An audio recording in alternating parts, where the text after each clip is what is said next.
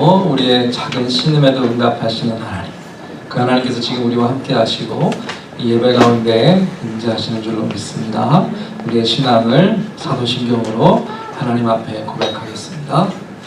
전능하사 천지를 만드신 하나님 아버지를 내가 믿사오며 그 외아들 우리 주 예수 그리스도를 믿사오니 이는 성령으로 잉태하사 동정녀 마리아에게 나시고 본디오 빌라도에게 고난을 받으사 십자가에 못 박혀 죽으시고 장사한 지 4일 만에 죽은 자 가운데서 다시 살아나시며 하늘에 오르사 전능하신 하나님 우편에 앉아 계시다가 저리로서 산 자와 죽은 자를 심판하러 오시리라. 성령을 믿사오며 거룩한 공예와 성도가 서로 교통하는 것과 죄를 사하여 주시는 것과 몸이 다시 사는 것과 영원히 사는 것을 믿사옵나이다. 아멘. 함께 찬송하겠습니다. 찬송가 185장입니다.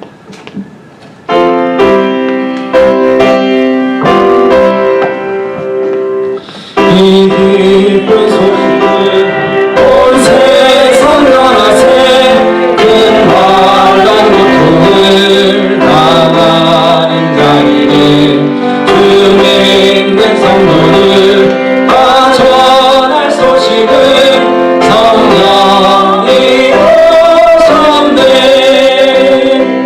성령이 오셨네. 성령이 오셨네. 내 주님 보내신 성령이 오셨네. 이 기쁜 소식을 온 세상 전하세 성령이 오셨네.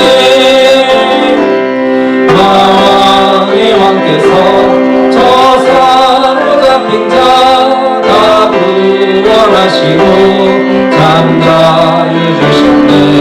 승리의 노래가 온 소리를 울리니 성령이 오셨네.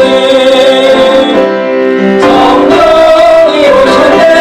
성령이 오셨네. 내 주님 보내신 성령이 오셨네.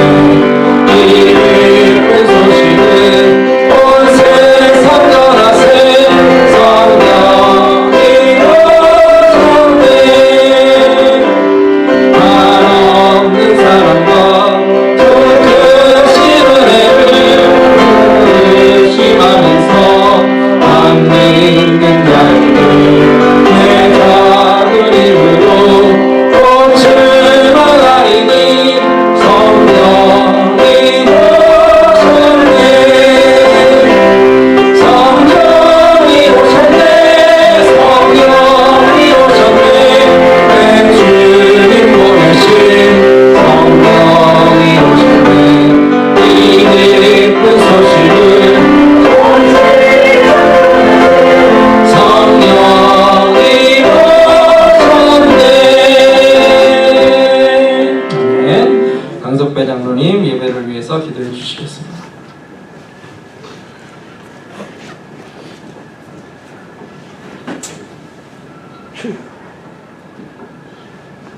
지금도 살아계셔서 역사하시는 아버지 하나님, 하나님의 은혜와 사랑을 감사를 드립니다.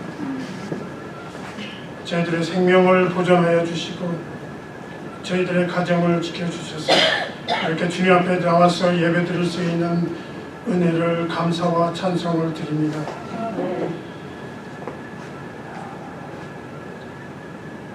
이 시간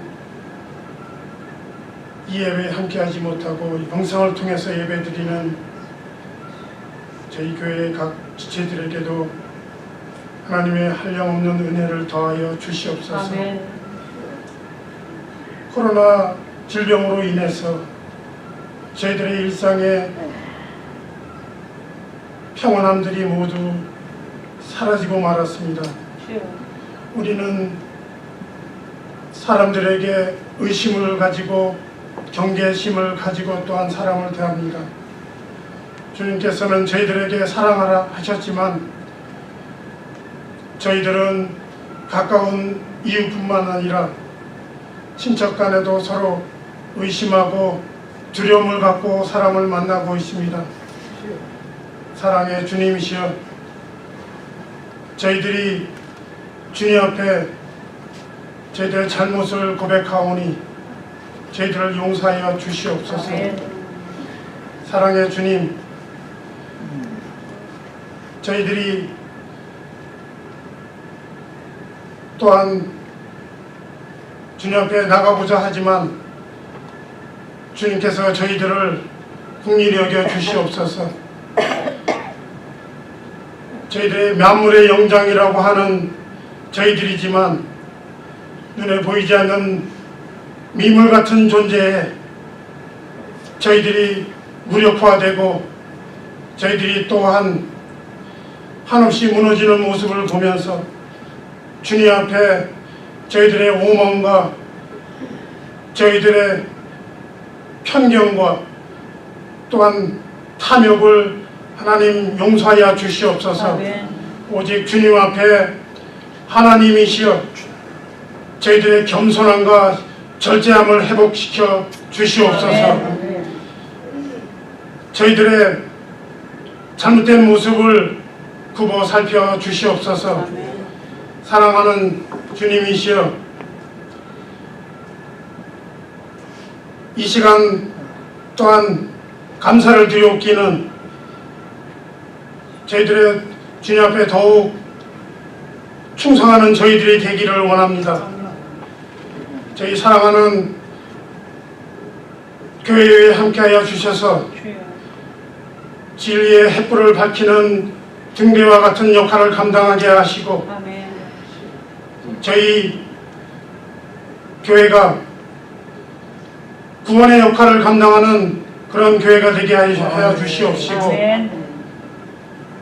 날마다 주님 앞에 예배하는 예배가 살아나는 그런 교회 되게 하여 주시옵소서. 그가 나를 사랑한즉 내가 그를 건지리니 그가 나를 안즉 내가 그를 높이리라 하신 주님의 말씀을 기억하며 주님 앞에 더욱 충성하는 저희들이 되므로 저희들이 한 사람도 낙심하거나 낙심 가운데 들어가지 않게 하여 주시옵소서. 오늘 주님의 말씀을 가지고 서신 목사님이 함께하여 주셔서 그 말씀을 통해서 하나님의 권능과 능력이 나타나게 하여 주시옵시고 그 말씀을 통해서 우리들의 심령이 변화되고 우리의 삶이 변화되게 하여 주시옵소서. 감사를 드렸고 예수님의 이름으로 기도하옵나이다. 아멘.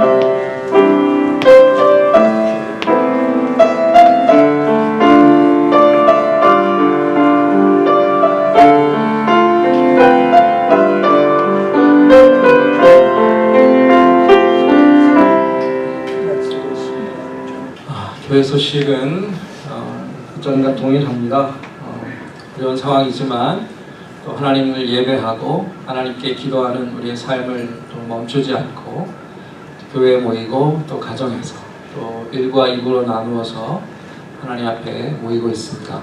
서로를 위해 계속 기도해 주시고 또 작은 어려움 또 하나님 앞에 또 감사한 제목들 알려주시면 함께 나누고 기도하도록 하겠습니다.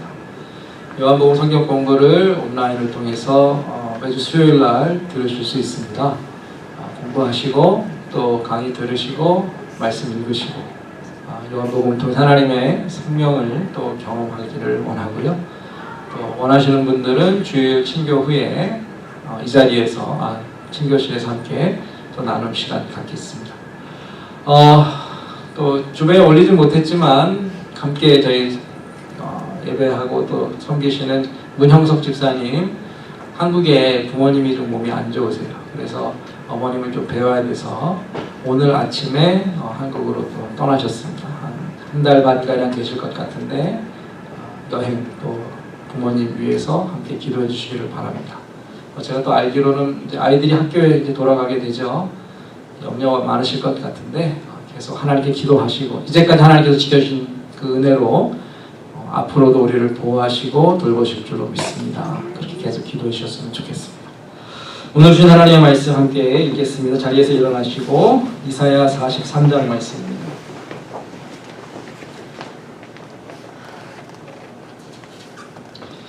이사야 43장 18절부터 함께 읽겠습니다. 시작. 이전 일을 기억하지 말며 옛날 일을 생각하지 말라. 보라, 내가 새 일을 행하리니 이제야 나타낼 것이라. 너희가 그것을 알지 못하겠느냐? 반드시 내가 광야의 길을 사마리아의 강을 내리니 장차 들짐승 곧 승냥이와 타조도 나를 존경할 것은 내가 광야의 물을 사마리아의 강들을 내어 내 백성 내가 택한 자에게 마시게 할 것입니다. 이 백성은 네가 나를 위하여 지었나니 나를 찬송하게 하려 함이니라.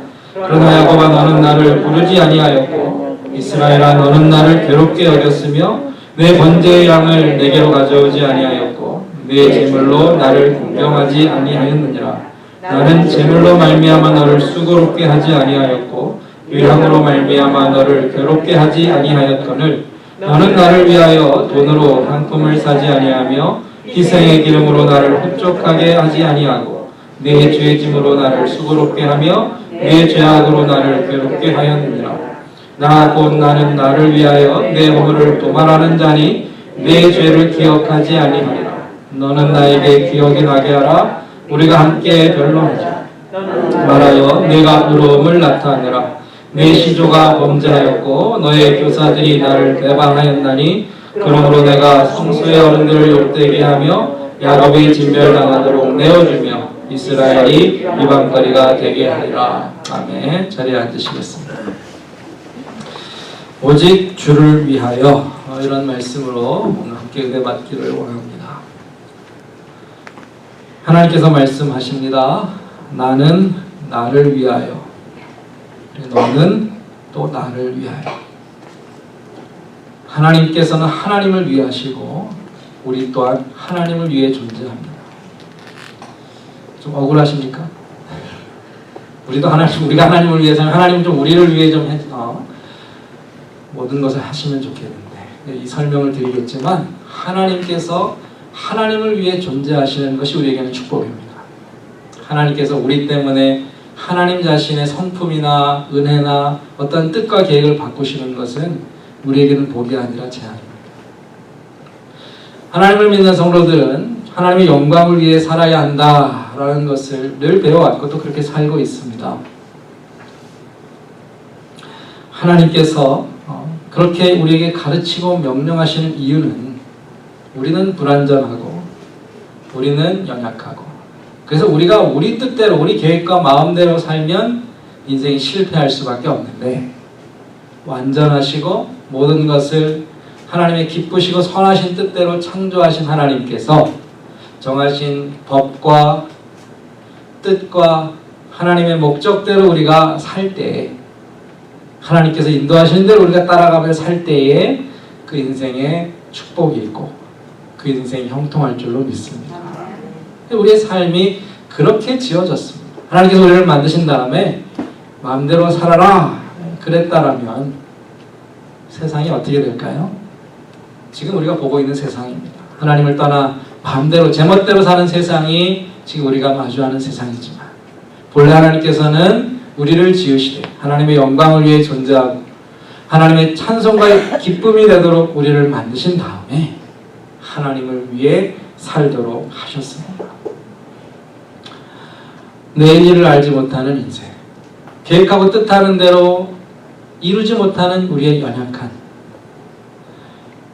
그러니까 우리가 온전하시고 늘 거룩하시고 우리를 위해 늘 하나님의 선을 베푸시는 그 하나님의 영광을 위해 살아가는 것이야말로 인생을 실패하지 않고 온전한 그 하나님의 그 선하신 뜻을 위해 살 수 있는 것이죠. 하나님을 위해 사는 것은 마땅한 일이지만 또 한편으로 하나님을 위해 사는 것은 우리에게는 은혜이다. 그것을 우리가 좀 이해할 필요가 있습니다.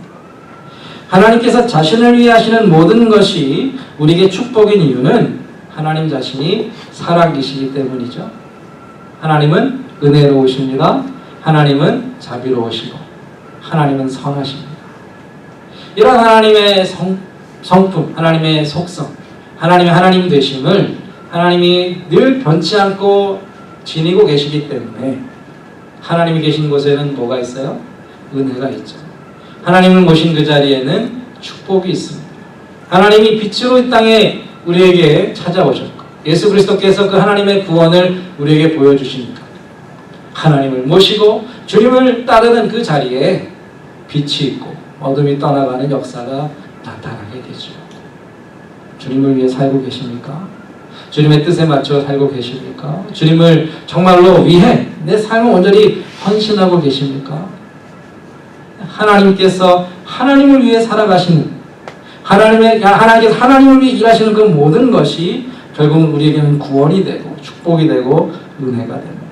그러니까 억울한 게 아니에요.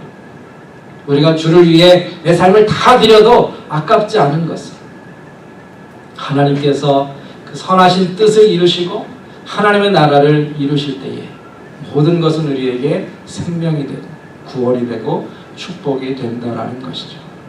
오늘 말씀을 보면 하나님께서 무슨 일을 하셨습니까? 광야에 뭘 만드셨어요? 길을 만드시고 물이 없는 사막에 강을 내셨습니다. 하나님 기뻐서 하시는 일입니다. 하나님께서 원하셨고 하나님께서 계획하신 대로 하셨습니다. 그런데 그 혜택을 누가 받죠? 하나님을 떠나서 범죄하여 멸망한 이스라엘 백성들이 하나님께서 만드신 그 길을 따라 다시 하나님께로 돌아오고 목말라 죽어가는 영혼들이 그 물을 마시고 하나님을 찾게 됩니다. 하나님께서 하나님의 목적과 뜻을 위해 하신 일은 고스란히 그대로 우리에게 생명이 되고 축복이 된다라는 거예요. 그러니까 그것을 보고 누가 존경합니까? 광야에 무매한 들짐승들도 하나님을 존경하고 하나님을 찬양한다 그랬습니다.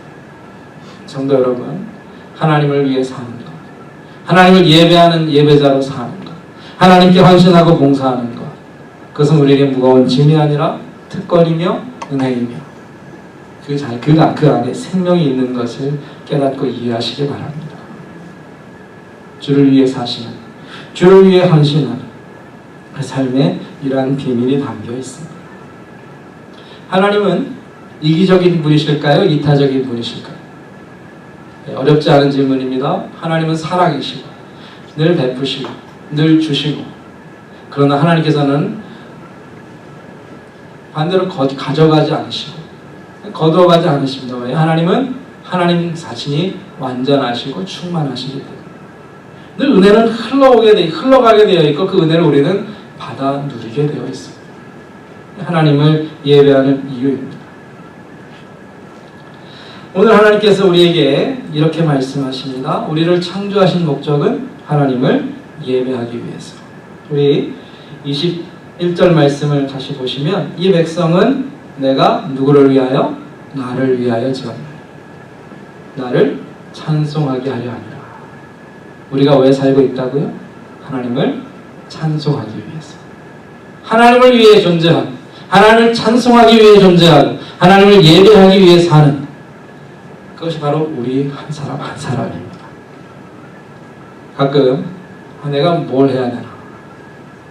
내가 무엇을 위해 살아야 하나? 이런 질문이 들 때 이 말씀은 분명한 해답을 주고 있습니다. 무엇을 위해 산다고요? 하나님을 찬송하기 위해서. 무엇을 위해 존재한다고요? 하나님께 기쁨이 되고 영광이 되기 위해서. 그 안에 참 인생의 의미가 담겨 있습니다.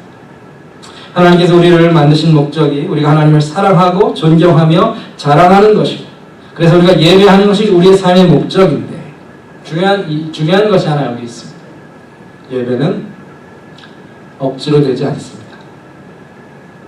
다시요. 예배는 억지로 할 수 없습니다. 하나님을 예배하는 것이 우리의 본분이고 우리의 책임인 것은 맞지만 그래서 예배의 속성상 예배의 본질이 억지로 되지 않는다는 거예요.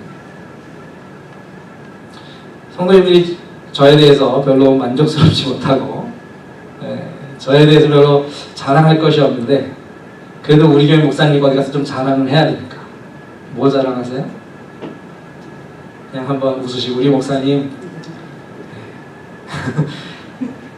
자랑할 것이 없는데 억지로 자랑하는 것만큼 곤욕이 없죠. 그런데 혹시라도 저를 좋아하시고 저를 너무 이렇게 자랑스러워 하시는 분들은 뭐 누가 시키지 않는데 어디 가서든지 우리 은희교회 목사님 참 좋은 분입니다. 네, 자랑하시나요? 네, 저를 예를 들면 좀 이렇게 잘 안 되니까. 부모가 자식 자랑하는 게 억지로 되나요? 자랑하고 싶어서 막 입이 근질근질 거려요. 누구를 자랑하는 것, 결국 자랑하는 게 결국 예배하고 찬양하는 건데, 하나님을 자랑하고 하나님을 찬양하고 하나님을 세상 가운데 전하는 것은 이게 억지로 되는 일이 아니에요. 좋으니까, 너무 마음에 감사가 가득하니까, 하나님께 받은 은혜가 너무 크고 너무 풍성하니까 누가 좀 물어봐 주기를 바라고, 아니 물어보지 않으면 내가 먼저 말할 거라서, 우리 하나님이 오늘 우리 주님께서 나에게 베푸신 은혜와 사랑이 너무나도 크고 귀하다. 얼마나 이 시간이 좋습니까? 우리 좀 전에 찬양하고 하나님을 경배했지만 마음껏 큰 소리로 아름다운 음악으로 하나님을 찬양하고 예배하면서, 그게 억지로 되나요? 누가 시켜도 됩니까? 내 마음에 있는 그 기쁨과 감격이 우리 입술을 통해 터져 나오는 것이죠. 예배는 우리의 마땅한 본분이고 우리가 존재하는 이유이고, 하나님께서 우리를 예배자로 만드셨지만 예배의 기쁨이 있는 것은, 예배가 부담이 아니라 짐이 아니라 예배가 오는 축복이 있는 것은, 예배는 억지로 되는 것이 아니고 우리 마음의 기쁨과 자원하는 마음으로 하나님을 찬양하게 되어 있습니다. 성도 여러분, 하나님을 마음껏 자랑하시기 바랍니다. 성도 여러분, 하나님을 마음껏 찬양하시기 바랍니다. 내가 사랑하고 내가 존경하고 내가 너무나 감사하는 그 하나님을 예배하는 것은 하나님께도 영광이 되지만 우리에게도 너무나 큰 은혜가 됩니다. 하나님은 우리를 위해, 우리를 향해 하나님을 위해 살라 말씀하셨는데, 그 부르신, 그 우리에게 주신 그 사명, 인생의 목적은 우리에게 또한 큰 축복이 된다라는 것이죠. 하나님은 절대로 예배를 강요하지 않으십니다. 하나님 예배를 강요하십니까? 목사님, 성경에 보니까 안식일을 거룩하게 지키라고 명령하셨고, 십계명을 통해 예배하라고 명령하셨고, 성경 곳곳에서 하나님을 예배하도록 우리에게 말씀하셨는데, 하나님께서 예배를 강요하지 않으셨다고요? 앞서 말씀드린 그대로입니다. 하나님은 우리가 억지로 예배하는 거 기뻐하지 않으십니다. 하나님께서는 우리가 하나님을 사랑하기 때문에 예배하기를 원하십니다. 그러니까 예배할 조건도 없고 제목도 없고 내용도 없이 그냥 앵무새처럼 반복되는 예배가 아니라, 오늘 나에게 부어주신 은혜, 오늘 나에게 허락하신 그 놀라운 축복, 한 주 동안 하나님께서 나를 만나주시고 나를 보호하시고 지켜오신 그 감격과 그 고백이 가득하여 그냥 손만 대면 하나님 감사합니다, 입만 열면 하나님 너무나 기쁘고 감격스럽습니다. 이 예배가 참 예배이고 우리가 회복해야 할 예배이며 하나님께서 기대하시는 예배입니다. 우리가 드리는 찬양 중에 영어 찬양인데 제가 갑자기 한국말 가사가 생각이 안 나는데, I could sing of your love forever, 주의 사랑 노래하리라 영원히. 아무리 노래를 좋아하는 사람도 한 하루 종일 노래하라 그러면 힘들어서 못할 거예요. 그런데 음악이 없어도 하나님을 찬양하고 노래하고 예배하는 것은 우리 삶이 다하도록 할 수 있습니다. 아니, 이 땅에서 살 뿐 아니라 하나님 앞에서 천국에서도 우리가 늘 하는 것은 하나님을 자랑하고 하나님에 대해서 이야기하고 하나님의 사랑을 노래하는 것이죠. 저는 사실 못하는 게 많지만 그 중에 춤을 너무 못 춰요. 저한테 만약 춤을 추라고 하면 오래 기도하고 해야 될 정도로 춤을 참 못 추는데, 그래도 제가 춤추는 때가 있습니다. 찬양하다 보면 저도 모르게 손이 올라가고 어깨가 흔들리고 몸이 까딱까딱하면서 저도 나름대로 춤을 추면서 하나님을 찬양하고 있더라고요. 누가 보면 비웃고 조롱하겠지만, 누가 보면 저 사람들 참 미친 사람들이다, 예수에 미쳤고 하나님에 미쳤고 뭐 하는지 이해할 수 없지만 우리는 그 이유를 알죠. 우리 몸이 가만히 있을 수 없을 만큼 하나님의 은혜를 놀랍게 받았기 때문에 그리고 그 가사의 내용이 뭐예요? 저들도 하나님의 사랑을 알게 되면 나와 함께 춤을 출 것입니다. 사랑하는 성도 여러분, 하나님을 위해 사는 것, 하나님을 예배하는 것은 억지로 할 수 없지만 반대로 어느 누구도 우리의 예배의 그 감격과 예배하는 마음을 막을 수 없습니다.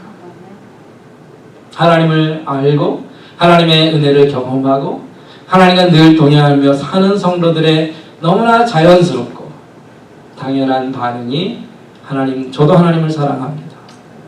나도 하나님을 좋아하고 나도 하나님을 자랑하고 싶습니다. 예배는 그런 것이고 또 그런 것이 되어야 합니다. 오늘 말씀을 다시 보시면 하나님께서 이렇게 말씀하셨어요. 23절이죠. 23절 하반절에 보면 나는 제물로 말미암아 너를 수고롭게 하지 아니하였고 유향으로 말미암아 너를 괴롭게 하지 아니하였다. 이 제물과 유향이 바로 구약시대 이스라엘 백성들이 하나님을 예배한 방법인데 들짐승들, 이 땅의 미물들, 피조물도 하나님의 영광과 찬양을 노래하는데 하나님의 형상대로 지은 바 같고 특별히 하나님께서 예배를 위해 예배를 목적으로 창조하신 인간은 하나님을 예배하는 것은 너무나 부담스러워요. 부끄럽지만 저도 그런 때가 있었습니다. 청년 때 아니면 이제 어떤 다른 교회에서 이제 사역할 때 저희 교회는 그렇지 않지만 예배가 많은 교회들이 있어요. 1부 예배, 2부 예배, 3부 예배, 오후 찬양 예배, 수요 예배, 금요 집회. 제가 세월 한 열 몇 번을 예배를 드리더라고요. 저도 모르게 예배 좀 줄였으면 좋겠다. 하나님께서는 예배를 부담으로 주시는 것이 아니에요.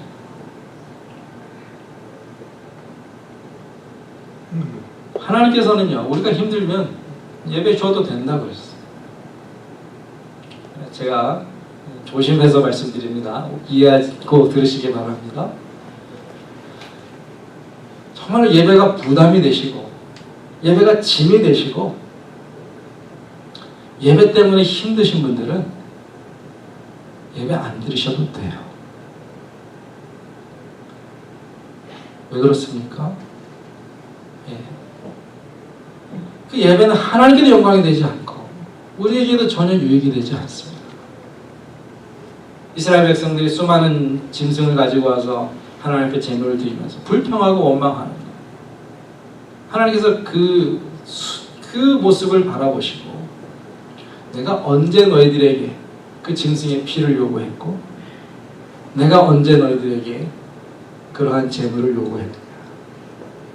하나님께서 원하시는 것은 하나님을 진정으로 존경하고 하나님을 마음으로 사랑하고 적은 것일지라도 온 마음을 들여 예배하는 것이지 몸으로는 하나님을 예배한다고 하면서 그것을 부담으로 짐으로 그렇게 느끼는 그러한 예배에 대해서 하나님께서 전혀 기뻐하지 않으시고 마당만 밟고 성전 마당만 밟고 가는 사람들을 향해 그냥 그 집 다 가지고 가면 좋겠다.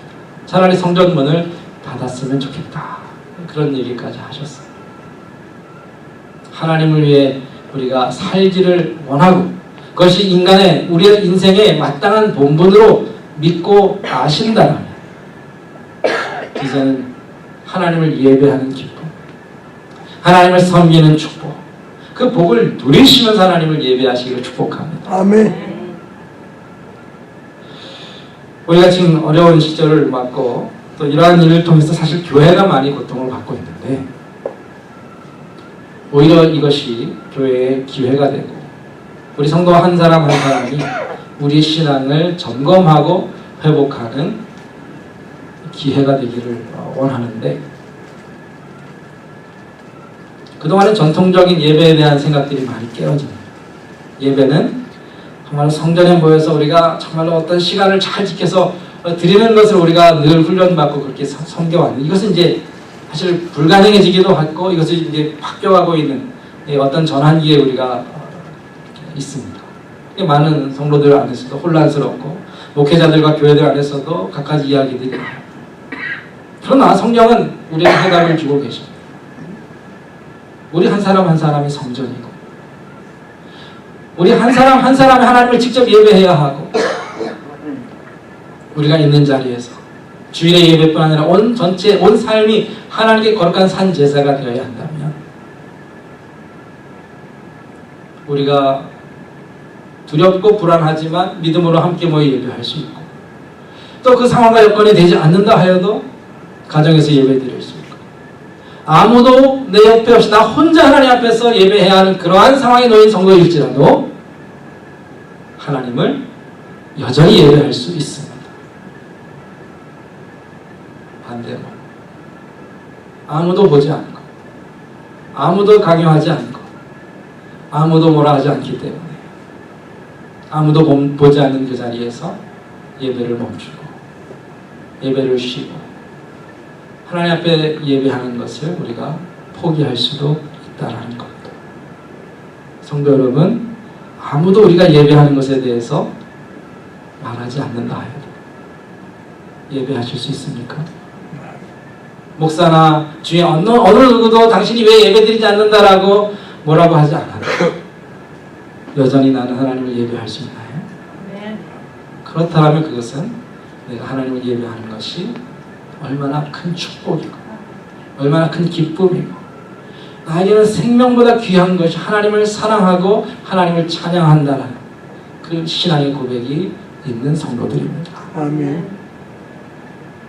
성도 여러분, 어려운 때에 우리 각자가 우리의 신앙을 지켜야 하는데 하나님을 바라보시면 이 믿음을 지킬 수 있습니다.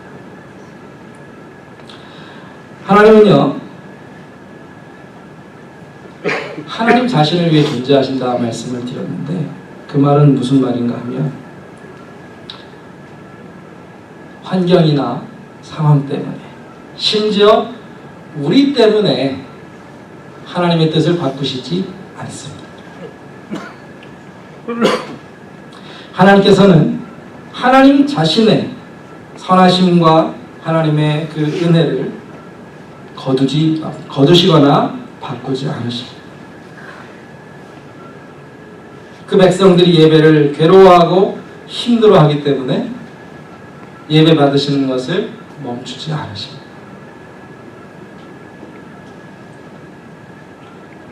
문제는 우리가 바뀌는 것이고 우리가 변하는 것입니다. 하나님께서는 완전하시고 그 뜻이 언제나 선하시기 때문에 예배가 달라질 수 없는데 우리의 기분이 바뀌고 우리의 상황이 달라지기 때문에 우리의 예배의 모습이 달라지고 우리가 하나님을 섬기는 그 모습이 변한다라는 것이죠. 비유가 될지 모르겠지만 결혼하시기 전에 연애를 아주 진하게 깊이 하신 분들, 연애할 때는 남자친구 혹은 여자친구였으니까 여자친구에게 선물하는 것 아까워하셨나요? 대답 안 하셔도 됩니다. 괜히 제가 아니면 남자친구에게 맛있는 음식을 해주시는 것 하실 수 있고 또 즐겁게 하셨을 것 같아요. 근데 결혼하고 쭉 살다 보니까 이제 그 여자친구가 내 아내가 되고 남자친구가 남편이 됐다고 생각하면 왜 아내에게 좋은 선물 하나 하는 것이 이렇게 아까운지, 아니면 남편을 위해 밥 한 끼 차려주는 것이 왜 이렇게 귀찮고 짜증이 나는지, 그럴 수 있잖아요. 선물 사주는 게 나쁜 게 아니고 식사를 준비하는 것이 그것이 문제가 되지 않는데 어떨 때는 그것이 즐겁고 어떨 때는 기쁘지만 또 다른 때에는 너무나 큰 짐이 되고 부담이 된다면 우리 마음의 문제이지 그 행동 자체가, 그 섬김 자체가 문제는 아니라는 것. 하나님을 예배하고 하나님을 위해서 하는 것, 하나님을 섬기는 것, 이것도 이와 같습니다. 우리의 신앙이 약해지고 우리의 믿음이 연약해져 가면서 하나님을 섬기는 것이 왜 이렇게 힘이 들고 하나님을 한번 예배하는 것이 왜 이렇게 부담이 되는지 모르겠어요. 무엇이 달라졌습니까? 예배 자체가 짐이 아니었고 예배 자체가 문제가 아니라 하나님을 사랑하지 못하고 하나님께 온전히 감사하지 못하는 내 문제가 아닌가 돌아보아야 하는 것이죠. 예배의 이유, 하나님을 섬기고 하나님을 위해 사는 우리의 삶의 이유는 내 기분도 아니고 내 상황도 아니고 주위 사람들이 어떠한 것도 아니고 변하지 않으시고 영원하신 하나님 자신이어야 합니다. 하나님께서 여전히 나를 사랑하시고 하나님께서 여전히 우리에게 은혜로우시고 하나님께서 나를 구원하신 그 사실이 변하지 않았다면 우리는 하나님을 예배해야 할 마땅한 이유와 하나님을 사랑해야 할 충분한 조건을 가진 사람들입니다. 아멘. 이 신앙을 회복하시고 이 하나님의 은혜를 다시 한번 우리가 회복할 수 있다면 어느 누구도 우리의 사랑, 하나님을 향한 우리의 사랑을 막을 수 없고 홀로 있는 그 자리에서 우리는 하나님을 찬양할 것이며 바울과 실라처럼 감옥에서도 그 갇힌 상황 속에서도 능력 있게 하나님을 예배할 수 있을 줄로 믿습니다. 아멘. 이 예배가 우리 삶에 회복되어야 합니다. 아멘. 지금도 홀로 집안에서 정말로 외로운 가운데서 하나님을 찬양하고 예배하시는 성도들 계신 줄 아는데 용기를 갖추시기 바랍니다. 그 상황에서도 하나님은 예배를 받으시고 그 환경 속에서도 하나님은 여전히 변함없이 우리를 사랑하시기 때문에 우리의 예배도 달라지지 않습니다. 우리의 마음도 변하지 않습니다. 우리도 동일하게 하나님을 찬양하고 예배하며 나도 주님을 위해 살고 앞으로도 주님을 위해 살겠다는 고백을 하나님께 드릴 수 있는 것이죠. 아멘. 예배에는 이러한 감사가 있습니다. 찬양이 있습니다. 하나님을 자랑하는 그러한 내용들이 가득합니다. 그러나 하나님을 예배하는 또 다른 중요한 한 가지 이유가 있는데 우리의 죄의 문제를 하나님께서 해결해 주셨기 때문이고 그렇기 때문에 이 예배 가운데 하나님을 만나는 그 자리에는 언제나 우리의 죄가 용서받고 깨끗해지는 그러한 사죄와 그러한 회복의 그러한 내용들이 담겨있죠. 그런데 성도 여러분, 우리의 죄를 용서하시고 우리를 깨끗게 하시고 우리를 의롭게 하시는 그것 또한 하나님께서 하나님 자신을 위해 하신다 그랬어요. 우리 죄를 하나님께서 왜 용서하신다고요? 하나님 자신을 위해 우리 죄를 용서하신대요. 이 말씀이 어디 나오죠?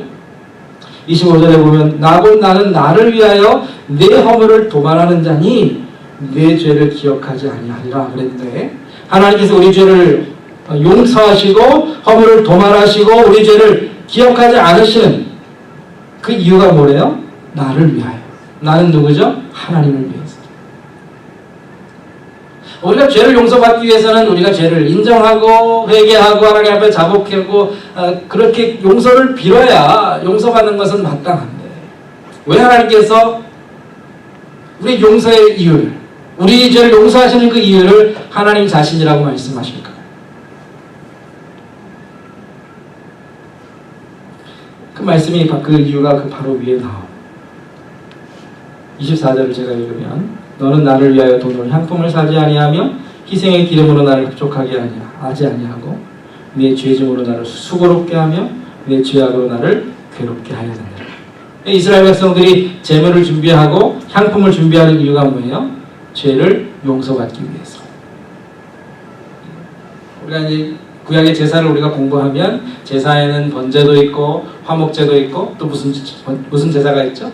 속죄제, 속건제. 죄를 지으면 하나님 앞에 속죄제를 드려야 하고 속건제를 드려야 하고 그렇게 죄를 용서받는데 죄를 짓고도 하나님 앞에 나와서 회개하지 않아요.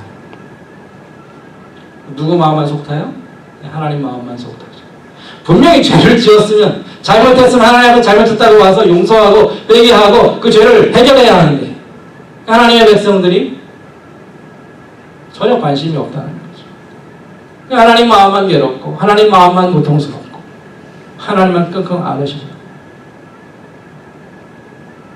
집에 있는 가족들이 자식이건 아니면 배우자건 분명히 내 마음에 상처를 주고 속상하게 하고 그래서 먼저 와서 잘못했다고 말 한마디라도 해주면 내 마음이 좀 편해지고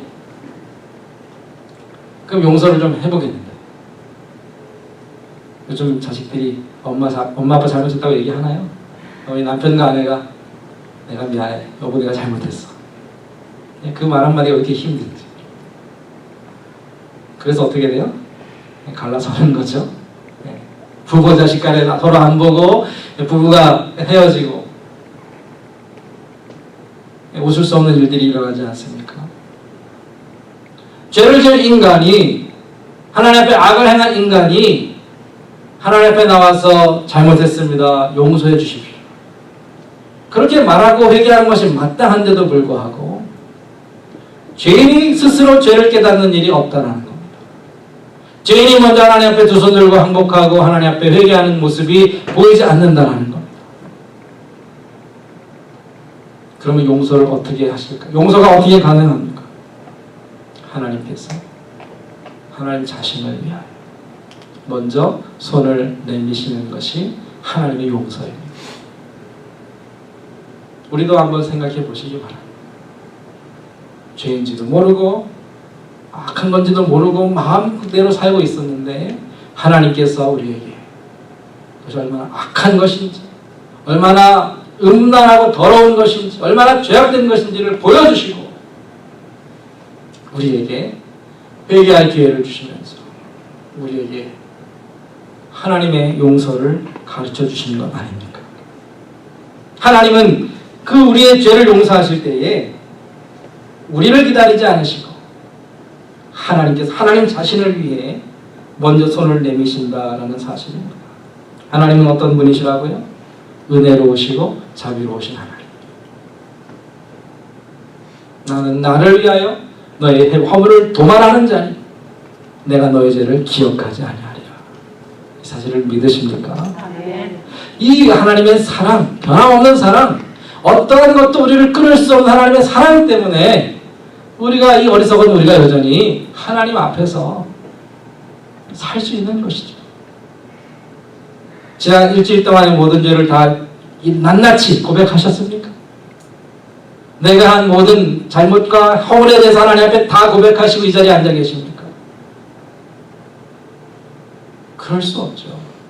알고도 모른 척하고 무지해서 깨닫지도 못하는 우리가 그래도 하나님 앞에서 은혜를 받으며 살 수 있는 것은 하나님의 용서는 하나님으로부터 시작하고 하나님께서 하나님 자신을 위하여 하나님 자신의 의로우심과 선하심과 은혜와 사랑 때문에 우리를 용서하시기로 작정하셨기 때문에 우리가 멸망받지 않고 심판받지 않고 지금도 살아있는 것입니다.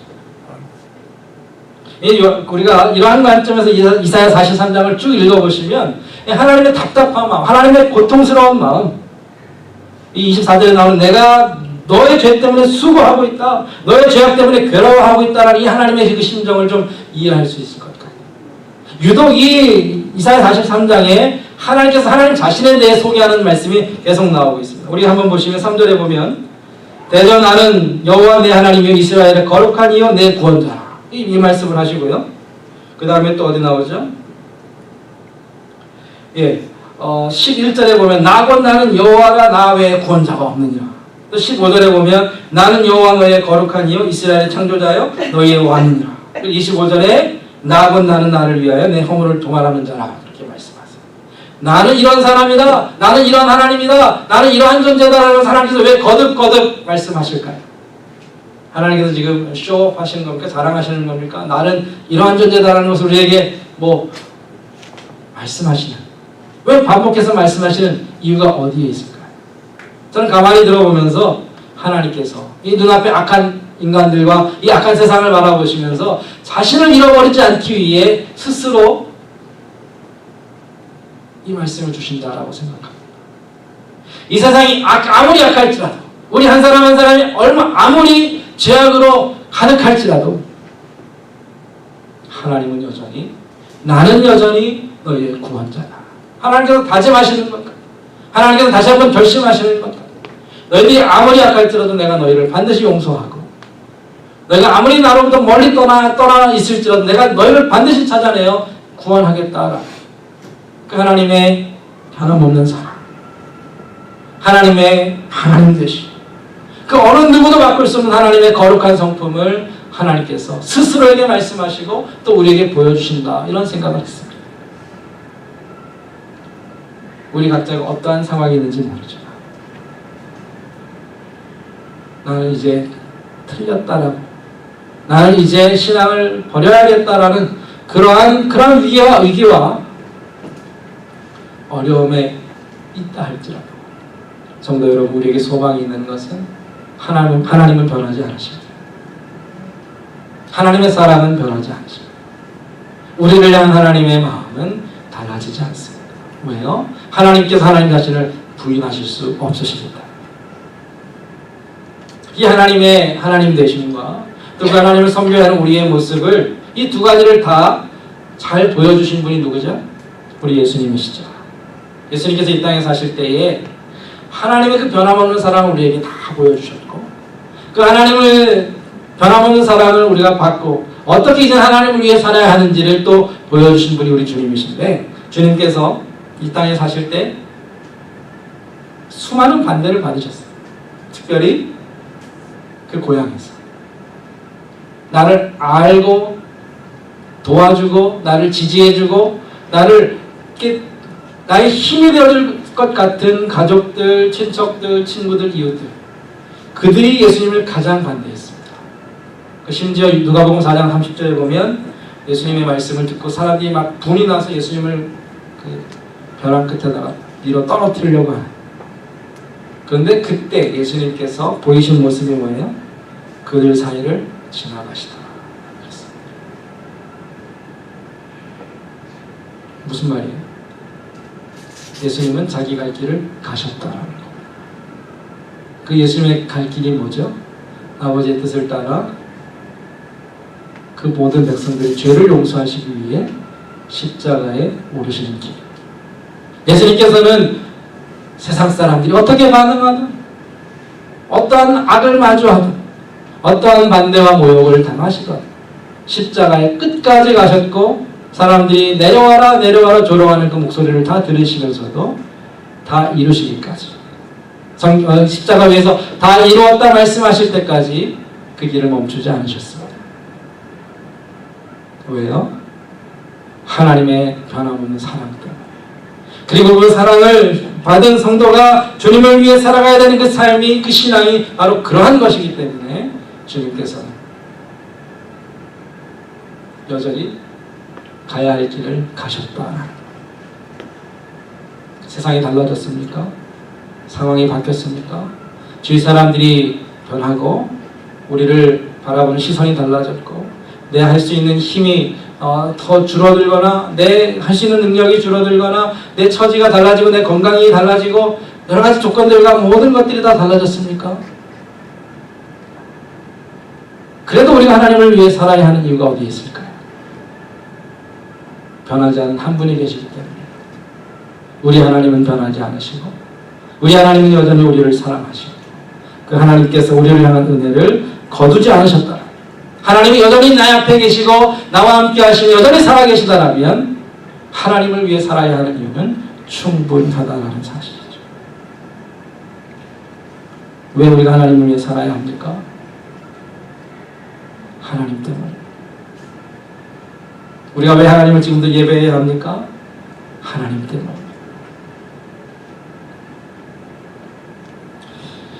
오늘 말씀을 통하여 하나님께서 우리를 다시 한번 부르고 계십니다. 모두가 다 주를 버릴지라도, 모두가 다 자기의 길을 갈지라도 우리는 주를 위해 사는 참 예배자가 되어야 합니다. 아멘. 모두가 다 상황과 환경에 굴복하여 그동안 해왔던 것들을 다 놔버리고 절망하며 낙심하는 그 순간에 우리는 여전히 우리가 가야 할 길을 가야 합니다. 왜 그렇습니까? 하나님의 변함없는 사랑, 여전히 우리를 향하여 선하시고 의로우신 그 하나님의 하나님 되신, 우리의 예배를 받으시기에 합당하신 그 하나님이 살아계시기 때문에 하나님, 나는 오늘도 하나님을 예배하는 예배자로, 나는 오늘도 주를 위해 주의 영광을 위해 살아가는 하나님의 참 사람으로 그렇게 살겠습니다. 세상이 하나님을 바꿀 수 없다라면 세상은 하나님을 믿는 하나님의 자녀들도 바꿀 수 없습니다. 하나님은 세상의 영향을 받으시는 분이 아니라 세상을 바꾸시는 분입니다. 하나님을 믿는 성도 여러분, 우리는 어떻습니까? 세상 때문에 우리가 변하고 있습니까? 아니면 하나님 때문에 세상을 바꾸고 계십니까? 변함없는 하나님을 예배하는 성도들, 세상 때문에 변하는 자가 아니라 세상을 바꾸고 하나님 뜻대로 회복하는 믿음의 사람인 줄로 믿습니다. 이 믿음 가운데 오직 하나님을 위하여, 오직 주를 위하여 오늘도 살아들이시는 저와 성도님 되시기를 축복합니다. 아멘. 시간 함께 하나님 앞에 기도하겠습니다. 오늘 주신 하나님의 말씀, 하나님의 말씀으로 받으시고 나에게 또 우리 각자에게 주신 하나님의 말씀으로 받으시고 이 말씀을 따라 하나님 나는 어떻게 살아야 합니까? 또 내일을 어떻게 살아야 하겠습니까? 하나님 앞에 물으시고 하나님 내가 주를 위하여 살겠습니다. 모든 상황과 환경 속에서도 하나님을 예배하는 예배자로 살겠습니다. 다짐하시는 하나님 앞에 기도하시는 시간 되기를 원합니다. 기도하겠습니다. 사랑하는 하나님 아버지 감사합니다. 세상은 변하고 상황은 바뀌었고 많은 것이 달라졌지만 변하지 않는 하나님을 바라보게 하여 주시고 그 하나님의 변함없는 사랑과 은혜가 우리와 함께하는 것을 기억하게 하여 주시고 오직 주를 위하여 오직 주의 영광을 위하여 살게 하여 주시옵소서. 하나님을 위하여 우리에게 은혜를 베풀어 하나님 자신의 영광을 위하여 하나님의 영광을 위하여 우리에게 은혜를 베풀어 주시옵소서. 하나님 모든 것이 주의 뜻과 주의 영광이 되게 하여 주시옵소서. 우리 성도들의 삶에 하나님 정말 힘만의 믿음을 허락하여 주시옵소서. 막심한 성도들이 다시 일어나게 하여 주시옵소서. 주의 손을 붙잡고 일어나게 하여 주시옵소서. 우리가 해야 할 일, 우리가 받은 사명대로 충성하게 하여 주시옵소서. 하나님 아버지 우리가 정말 주님을 따르기를 죽기까지 주님을 따르기를 은혜를 주시고 우리 성도들 붙잡아 주시옵소서. 예수님의 이름으로 기도하겠습니다. 아멘. 하나님 앞에 찬송하면서 헌금하겠습니다. 찬송가 331장입니다.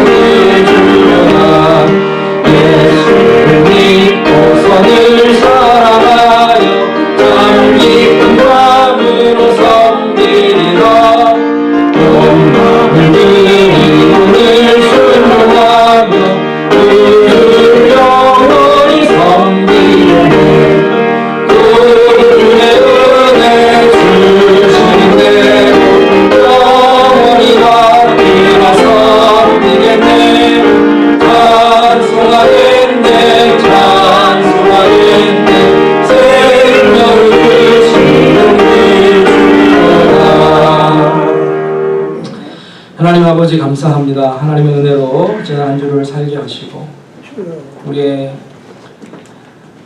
일용할 양식과 또 입고 쓸 것과 우리의 영의 양식과 우리의 삶의 모든 필요한 것들을 채워주신 하나님, 주님께서 주신 것을 감사함으로 하나님 앞에 예물로 드리며 또 우리가 남은 삶도 하나님 위해 살기를 다짐하는 주의 성도들에게 하나님 먼저는 믿음을 더하여 주시고 성령의 충만함을 허락하여 주시고 이 땅에 살면서 부족함이 없도록 하나님께서 물질의 복과 건강의 복을 허락하여 주시옵소서. 아멘. 우리의 손대하는 모든 일들만 하나님의 역사가 나타나게 하셔서 하나님 많은 사람들이 우리를 바라보며 하나님의 복을 받은 성도들의 삶이 어떠한지를 알게 하여 주시옵소서. 이 땅에 살아갈 때 하나님의 영광을 나타내며 그리스도의 빛을 드러내며 그리스도의 생명을 나누는 성도들이 다 될 수 있도록 하나님 늘 동행하시되 하나님 부족한 것이 없도록 풍성한 것으로 날마다 채워 주시옵소서. 하나님 특별히 다시 한번 고하오니 이 모든 질병이 속히 떠나가게 하시되 이 아픈 또 아픔과 고통 가운데서 하나님 저희를 지켜주시며 또 고통받는 이웃들이 빨리 회복될 수 있도록 하나님 은혜와 능력을 더하여 주시옵소서. 하나님 우리의 삶을 다시 한번 주님께 맡깁니다. 주님 인도하여 주시고 늘 도와여 주시옵소서. 예수님의 이름으로 기도하였습니다. 아멘.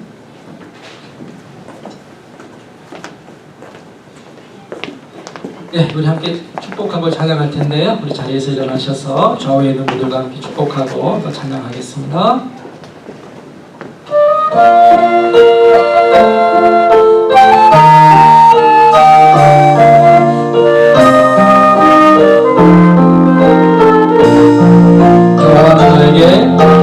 여호와는 너에게 복을 주시기를 원하며 너를 지키시기를 원하시며 여호와는 그 얼굴을 너를 향하여 들어서 은혜와 평강 주시기를 원하며 너를 보내놓고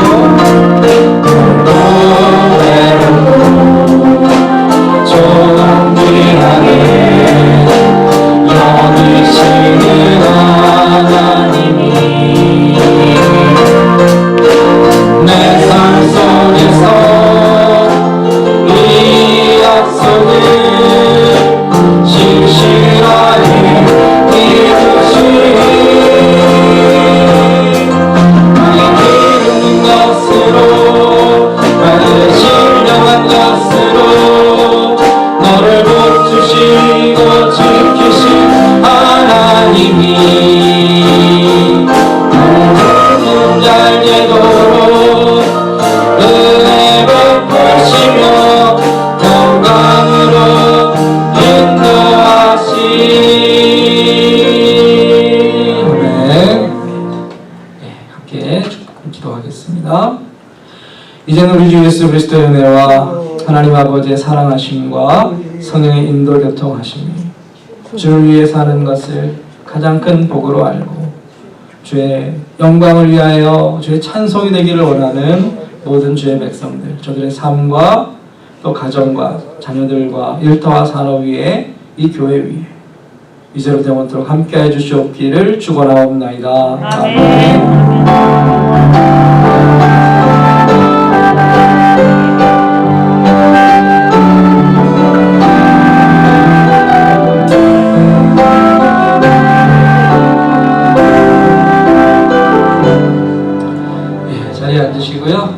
오늘 또 저희 교회 함께 방문해 주신 분 앞에 계신데 감사하고 또 예배 마치신 다음에 친교하시고 또 인사 나누셨으면 좋겠습니다. 네, 친교를 위해서 김봉아 집사님 기도해 주시겠습니다. 기도하시겠습니다. 사랑과 은혜가 많으신 하나님 아버지 감사합니다. 오늘도 저희들 이렇게 거룩한 주일을 맞이하여 주님의 자녀 되는 우리 모두들을 이 자리에 불러주시고 또 주님께 영광과 찬양을 드릴 수 있는 특권을 주시면 너무나 감사를 드립니다. 하나님 아버지 또한 말씀으로 주님께서 주신 오늘 말씀 정말 우리가 세상에 살면서 늘 선택의 길에 설 텐데 하나님 우리가 정말 강한 믿음과 또 주님께서 주신 지혜와 총명으로 늘 오직 주님을 위해서 또 주님의 편에 설 수 있는 우리 모두 정말 주님의 사랑으로 그렇게 살아갈 수 있도록 주님 도와주시옵소서. 하나님 아버지 또한 우리 친교 시간을 맞이합니다. 하나님 친교 음식을 준비하신 우리 성도님들 삶을 늘 축복하여 주시고 정말 물질적으로나 건강적으로나 주님 정말 어려움 당하지 아니하고 주님께 봉사할 수 있는 우리 준비하신 모든 손길 위에 주님께서 많이 축복하여 주시옵소서. 하나님 아버지 또한 우리가 성도님들 간에 정말 교제를 나눌 때 우리가 서로에게 힘이 될 수 있도록 도와주시고 의지가 될 수 있도록 도와주시고 아멘. 또 삶을 나누면서 그 삶들이 정말 우리 예수 그리스도의 영생의 삶이 될 수 있도록 주님 축복하여 주시고 은혜 내려 주시옵소서. 아멘. 이 모든 말씀 예수님 이름으로 기도드렸습니다. 아멘. 네.